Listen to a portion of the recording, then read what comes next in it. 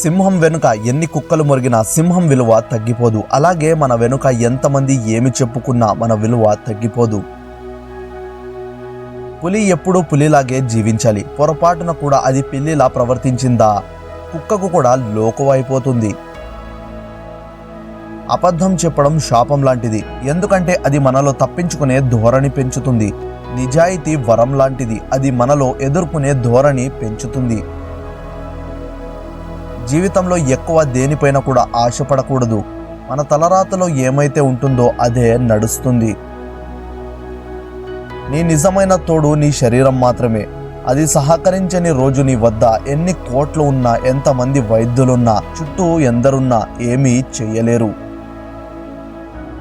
ఎల్లప్పుడూ భవిష్యత్తు గురించి ఆలోచించే బదులు ప్రస్తుతాన్ని బాగు చేసుకోండి. భవిష్యత్తు స్వయంగా బాగుంటుంది. జీవితానికి ఆకారం ఇచ్చి మనకు సంస్కారాలు ఇవ్వడంలో తల్లిదండ్రుల కంటే గొప్పవారు ఎవరు లేరు. వారిని గౌరవించండి. ఎవడో నీకు ఎగతాళి చేశాడని నీ జీవితం అంతటితో ఆగిపోదు. ఎగతాళి చేసిన వాడు ఏడ్చే విధంగా ఉండాలి నీ విజయం. జీవితంలో బోలెడన్ని సంబంధాలు అక్కర్లేదు. ఉన్న కొన్ని సంబంధాలలో జీవం ఉంటే చాలు. జీవం లేని ఎన్ని బంధాలున్నా ఒక్కటే, లేకపోయినా ఒక్కటే. ఎటువంటి ఆయుధం లేకుండా చంపేది నాలుక. బతికి ఉన్న శిలను చేసేది మోసం. తెలివైన వాడిని పిచ్చోడిగా చేసేది ద్రోహం. వీటితో చాలా జాగ్రత్తగా ఉండాలి. మనసులో ఎప్పుడు గెలుపు పట్ల ఆశ ఉండాలి. అదృష్టం మారకపోయినా కాలం తప్పకుండా మారుతుంది.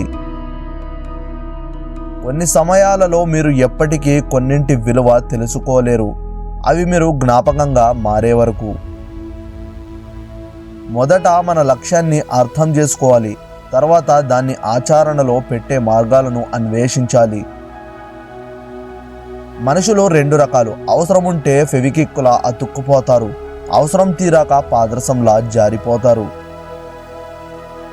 పుట్టేటప్పుడు అమ్మను ఏడిపిస్తావు, చచ్చేటప్పుడు అందరినీ ఏడిపిస్తావు. కనీసం బ్రతికే ఈ కొద్ది రోజులైనా అందరినీ నవ్విస్తూ బ్రతుకు. అప్పుడే జీవితానికి ఒక అర్థం ఉంటుంది. మనిషి బ్రతికుండంగానే చంపేసే రెండు బలమైన ఆయుధాలు: ఒకటి అనుమానం, రెండు అవమానం.